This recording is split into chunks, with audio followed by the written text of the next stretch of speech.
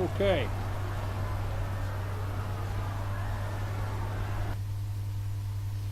I am trying to submit this public comment, and it keeps on refusing. Well, it says it submits it, but it refuses to actually go through with the submission itself. Okay, I am not a robot. And I click submit. It says it's being processed, and then it says this site cannot be reached.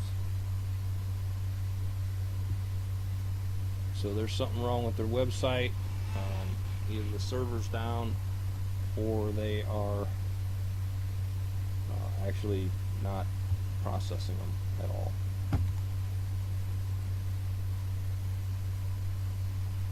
I reported it down about 4 minutes ago, which I guess would be about 11:09 p.m. But the issue is the rules as set forth in State Question 788, the legalization of medical marijuana in Oklahoma, is that the Department of Health has to make the applications available on the 26th. Where is the text here? The Oklahoma State Department of Health, here's Section D here, Section 1, subsection D, or paragraph D. The Oklahoma State Department of Health shall, within 30 days of passage of this initiative, make available on their website in an easy-to-find location an application for medical marijuana license.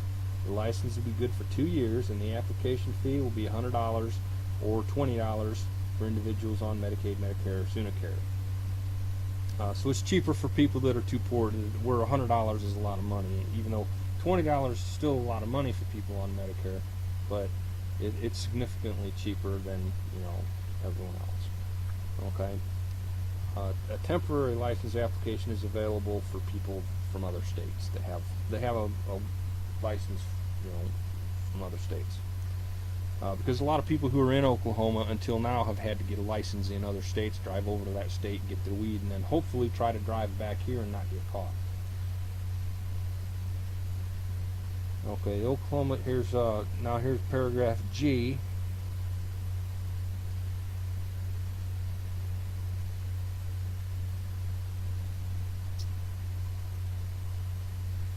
Oh, wait, here, paragraph F, you have to prove residency by a valid driver's license, utility bills, or other acceptable methods. So you have to show your ID. You do actually have to be a resident. Here it is.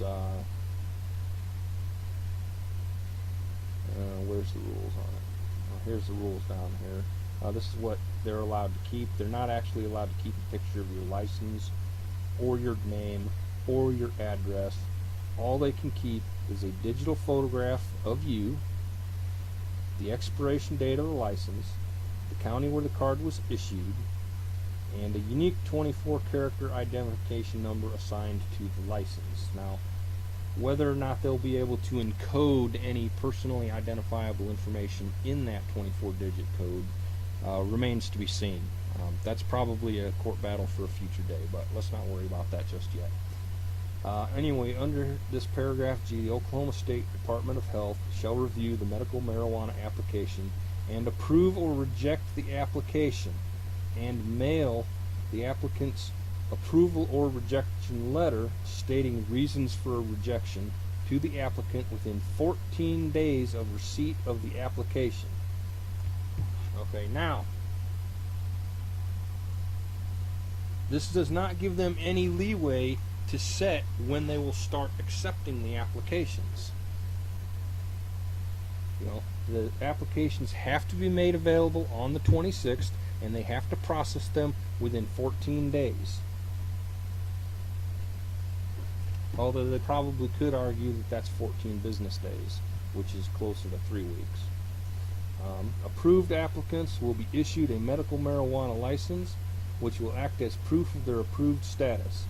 Applications may only be rejected based on applicant not meeting stated criteria or improper completion of the application. And The Oklahoma State Department of Health will only keep the following records, and that's the stuff I talked about earlier.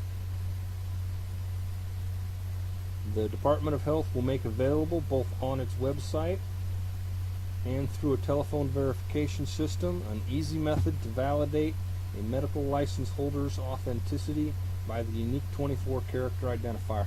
This is mainly for retailers and the people actually involved in the business, so it's easy for us to verify that it's a valid marijuana ID.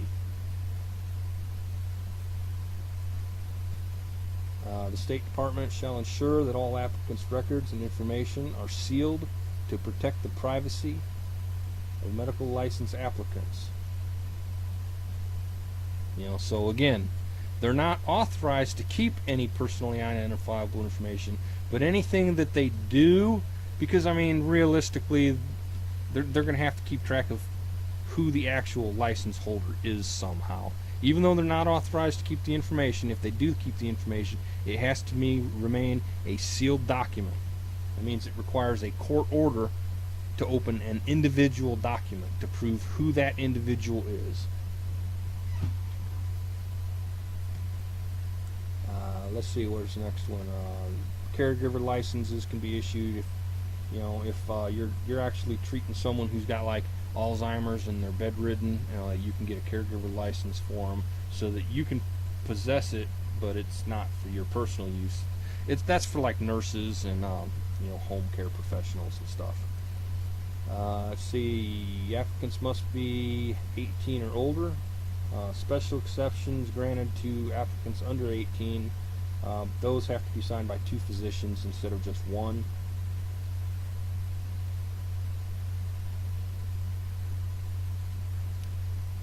Application must be signed by an Oklahoma board certified physician, so there's no just going and say, yeah man, I got that thing with my eye. You actually have to get a doctor to sign off on it. And while I'm sure that there will end up being the weed doctor that'll just sign for anything, that's less of an issue. At least they have to see a physician. So they can, if they need help with addiction or whatever, they at least have the opportunity. Let's see, counties and cities may enact medical marijuana guidelines allowing medical marijuana license holders or caregivers to exceed the state limits set forth in that section. So in other words, your local ordinance can say, well, they say you can only have 3 ounces, but we say you can have 50 pounds.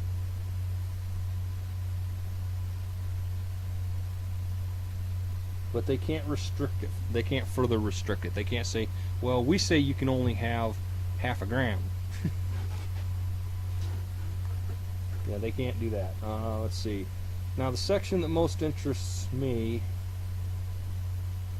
here's the dispensary verbiage, whatever you want to call it.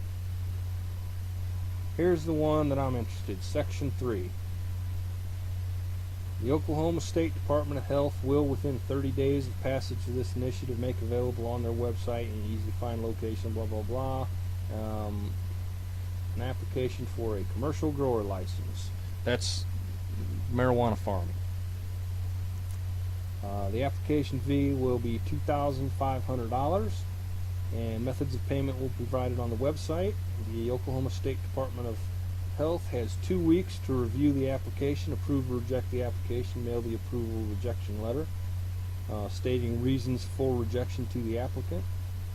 The Oklahoma State Department of Health must approve all applications which meet the following criteria. It means they can't put a restriction on the number of licenses. They can't restrict it to only their toadies. Anyone who can come up with $2,500 and meets the criteria can get a grower's license.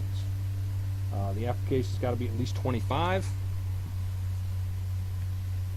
The application, let's see, any applicant applying as an individual must show residency in the state of Oklahoma. I've been a resident for about 5 or 6 years now. All applying entities must show that all members, managers, and board members are Oklahoma residents. Okay, so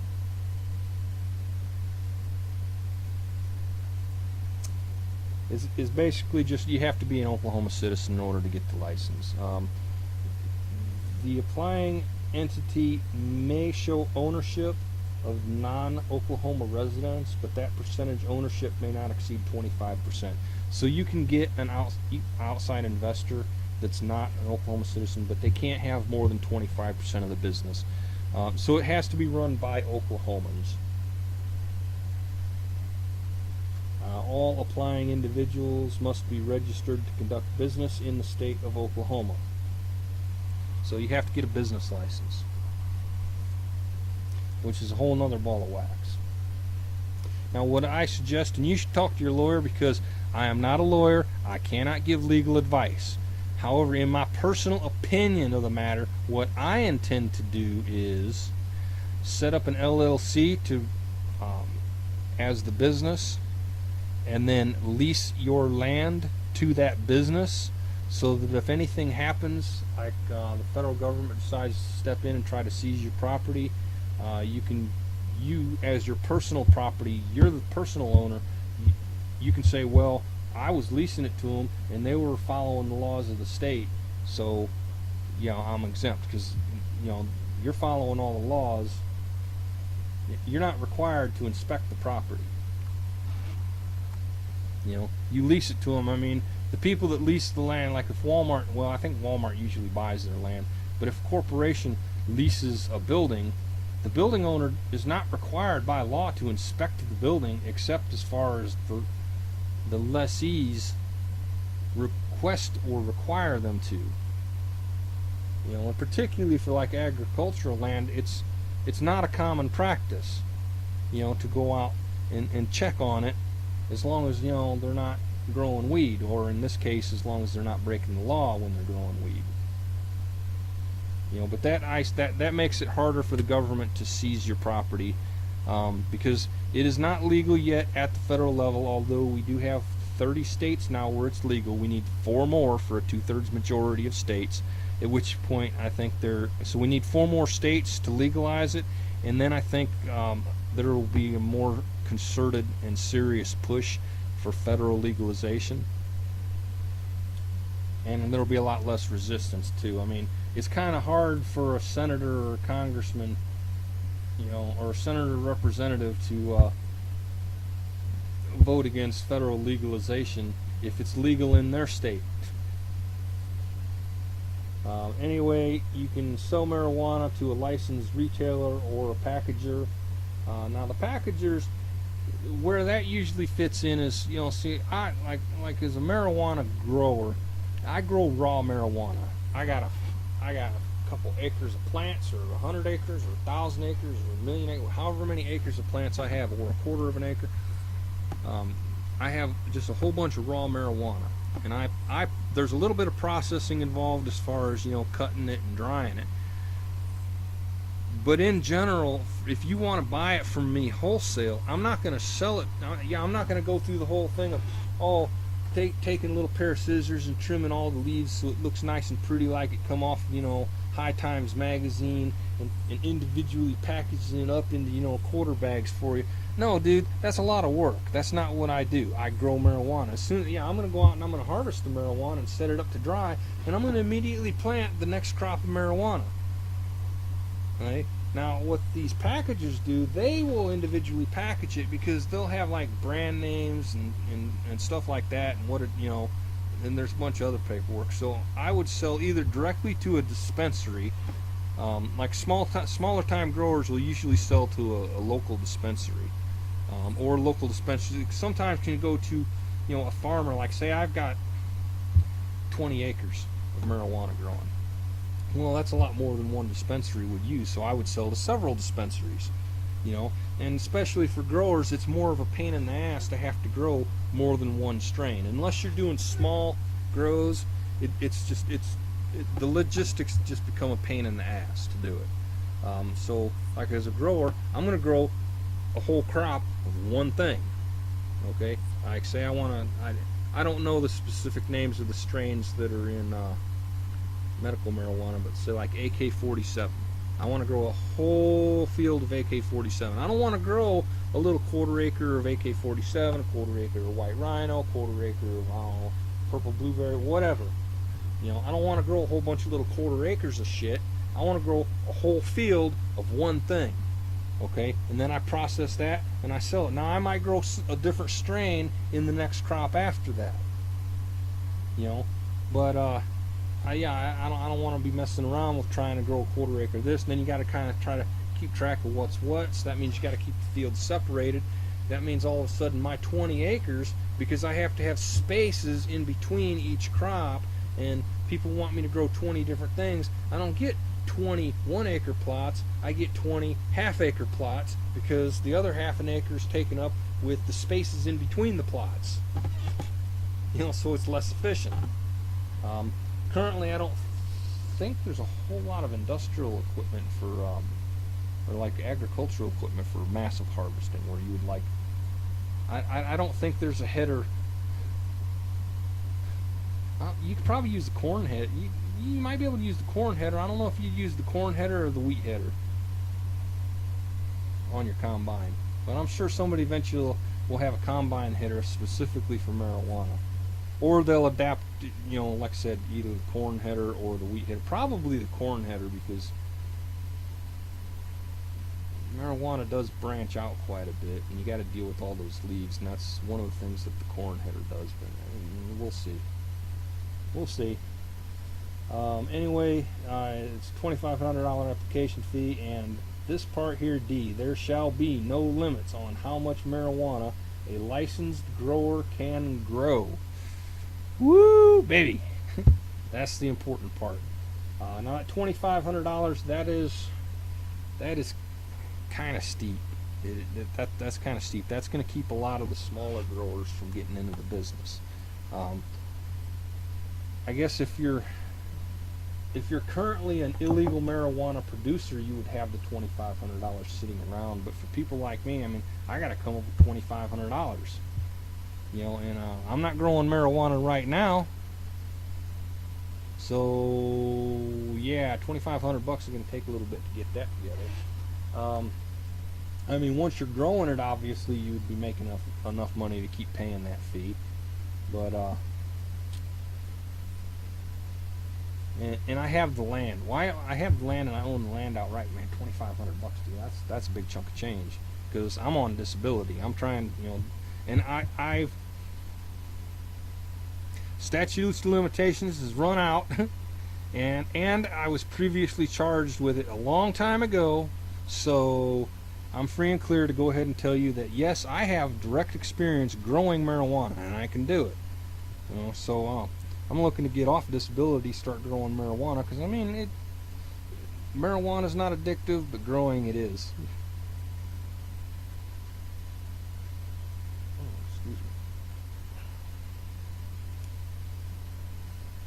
Now, let's see. You do have to. There's a section down here that does deal with the paperwork involved.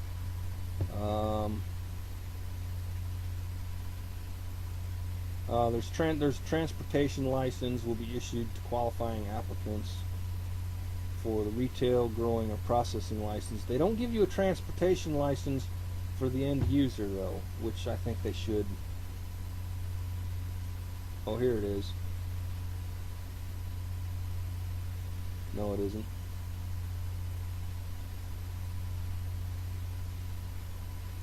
You have to transport it in a locked container, and it has to be clearly labeled medical marijuana or derivative. Now, what they mean by clearly labeled, I don't know. Does it have to be visible from the outside of the vehicle, or can I have like a vault in my trunk, and just if you open the trunk, it's clearly labeled?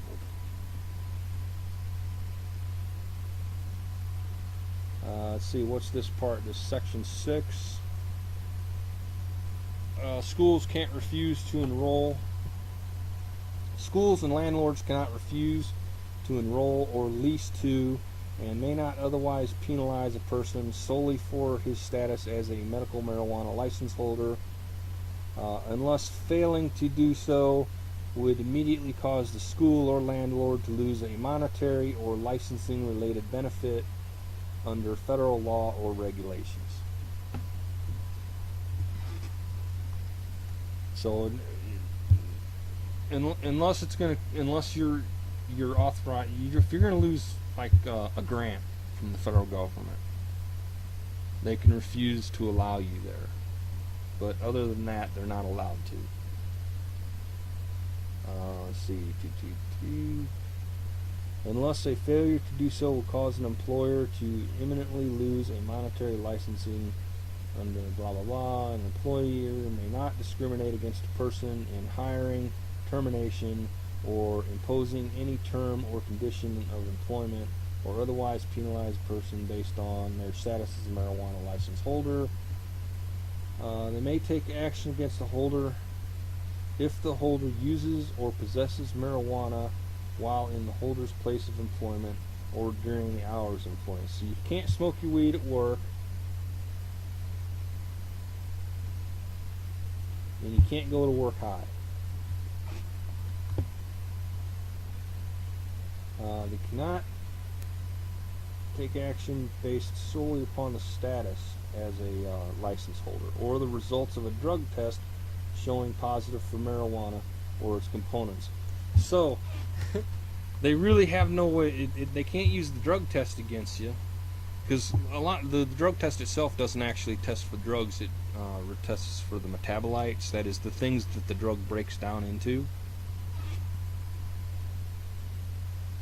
Let's see, for the purpose of medical care, including organ transplants, medical marijuana license holder use of marijuana must be considered the equivalent of the use of any other medication under the direction of a physician, and does not constitute the use of an illicit substance or otherwise disqualify a registered qualifying patient from medical care. So they can't deny you a heart transplant based on the fact that you are a medical marijuana user for your liver or whatever. No medical marijuana license holder may be denied custody or visitation or parenting time, so they can't take away your visitation rights. That's good. No person may be unduly withheld from holding a state-issued license by virtue of being a medical marijuana holder, so they can't take away your driver's license. Or, a concealed carry permit. That is interesting. Because there's currently some discussion about the fact that federal law prohibits users of an illicit substance, which marijuana is still illegal under federal law at this time, from owning firearms. Okay, but there's really no way for them to prove that you are a marijuana user, because, like I said, the state is not allowed to keep your name and address on record, and even if it is, it has to be sealed for your protection. So they would have to have some other probable cause to believe that you were using. They could not prove that by saying, well, you're a license holder, because they can't get those records showing you're a license holder without having some other kind of proof that you're using marijuana and owning firearms in order to get those records unsealed to take a peek. So that basically they can't go on a fishing expedition. They have to have some probable cause to believe that you are currently using marijuana while owning firearms in order to get a search warrant that would allow them to unseal those records. To prove that you had a license. Well, if they already got proof that you're using the marijuana, they don't need that information. They already got the proof. Let's see. Taxes. Everybody hates taxes, but everybody hates bad roads too. So I don't mind paying taxes as long as kids are getting a good education and the roads don't suck. Tax on retail marijuana sales is established at 7%, which is actually a lot lower than a lot of places have on sales tax. So the sales tax, and this is Oh, I mean, this might be in addition to the 10% sales tax. Yeah, because this just says the tax on retail marijuana sales is 7%. So you're going to be paying 17% sales tax on marijuana sales. Well, that's good for the state. Tax will be collected at the point of sale. Tax proceeds will be applied primarily to finance the regulatory office.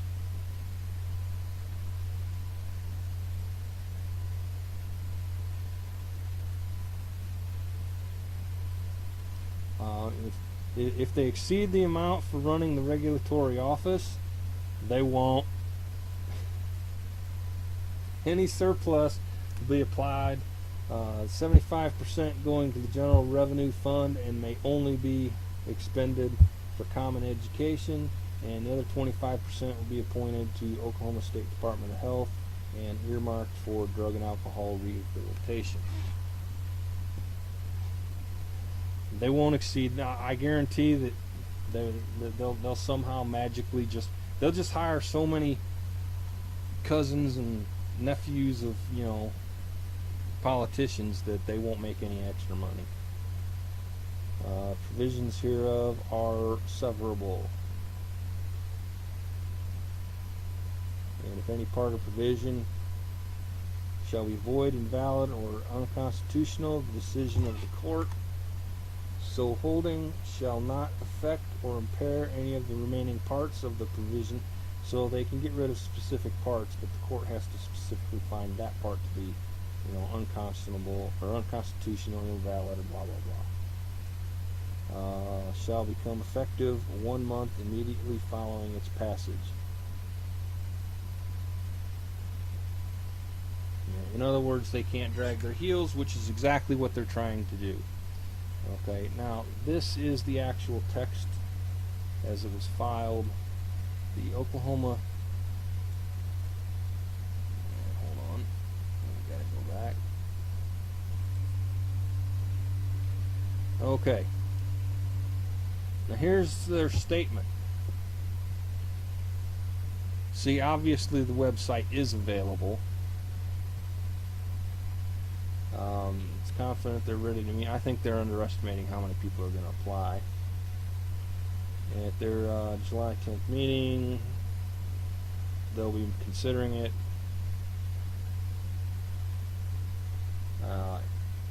Application information and requirements will be available by the 26th. No, you're required to actually make the applications available by the 26th. And they say they're not going to begin accepting applications. Well, they'll start accepting applications no later than the 25th. No, you're actually required to accept them no later than the 26th. That's why that wordage was put into the state question, specifically to avoid this kind of heel dragging. You want to drag it out for another month. Program information will be made available, blah blah blah. Don't fucking come in. They don't want a bunch of fucking hippies coming in asking about it. Don't visit the state or county health department offices with questions relating to medical marijuana. They're still working with limited staff. They don't have enough people to handle all the goddamn hippies. Stay away. Look it up on the website. Most of it is there. The application process will be available at the required time and will be enhanced in the coming months. Well, at the required time is not 25th. The required time is no later than August 12th. Well, no, that's not actually August 9th. Any application made on the July 26th has to be processed and the license issued by August 9th. So they need to step the shit up. They don't have that much time. They have plenty of time. They have an entire month after the passage to deal with it. It doesn't take a month to set up regulations. It's pretty straightforward what it says you have to do.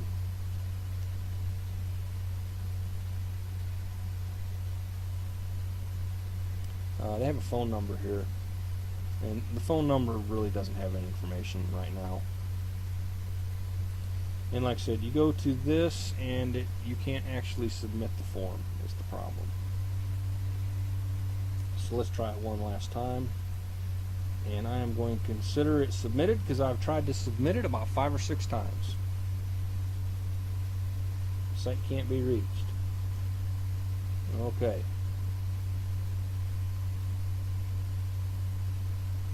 ommahealth.ok.gov, and it's actually probably omma.ok.gov.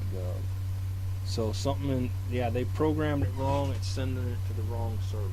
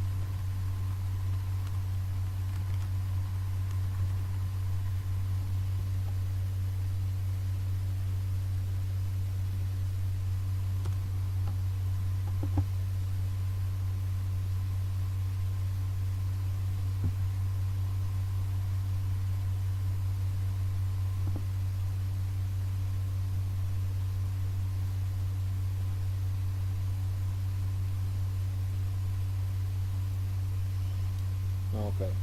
Anyway, that's pretty much my 50 cents on the way this is being handled so far.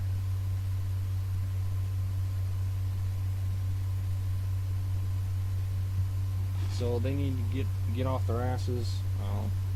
I'm sure a lot of them are working in good faith, but someone somewhere is making decisions in bad faith, trying to drag it out as long as they can. And like I said, it's going to delay the availability probably up to about 6 months. You know, rather than it being available probably, you know, say mid-December, it's going to be, you know, not even mid-December, you know, be late October. So this is what, June, July, it'd be August, September. Yeah, late October would be the first harvest, and that would be enough to carry through the winter at least. Into and hydroponics, like I said, industrial hydroponics can supplement it, but it's not really a complete solution because growing things hydroponically is really expensive. Since you can't grow outside now, outdoor hydroponics is really cheap. It's the lighting. It's the electricity cost for all the lighting is what most of the expense is. Growing indoors. Well, you have to grow it indoors during the winter. I mean, you can't. It's hard to do acres and acres of stuff, you know, under glass. I suppose some people probably would, but we don't really have the infrastructure set up at this time.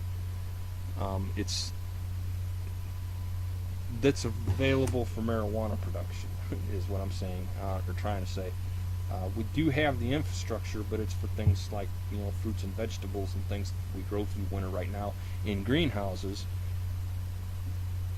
But switching that all over to marijuana means what, our food prices are going to go up. So I mean, there's not an existing set of infrastructure that's currently earmarked for marijuana production. I don't think, anyway. I suppose maybe somebody has a greenhouse. Oh yeah, I'll just plant some weed out there. But we do actually need to get them to change this, because we do have the opportunity to get one last growing season in this year if they don't drag their heels. If they do drag their heels, well, I mean, it's still going to happen. They're just looking for several more months in which they can figure out how to get their greasy fingers into it more, because the state question was pretty specific about where the money goes and how much they can charge and where the money goes. And I'm sure they want to try to have time to weasel their way in so we can start diverting funds into somebody's pocket. So we'll see. Anyway, that's my spiel. I'm going to upload this to YouTube, and y'all take it easy. Bye-bye.